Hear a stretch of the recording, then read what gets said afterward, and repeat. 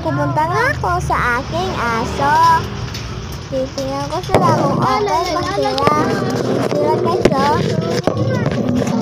Yan sila, nilalagay ko na yung camera. Yan sila guys.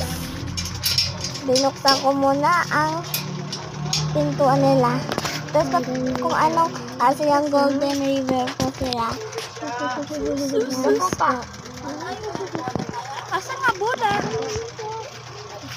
Bibigyan po siya ng kuya ko ng tubig. Yan, sasara po natin yung pinto para hindi makawala. Pupunta muna ako sa CR namin guys. Para magugas ng paa at kamay. Gugas na muna tayo ng paa at kamay. Yan. Guys, bye na ka.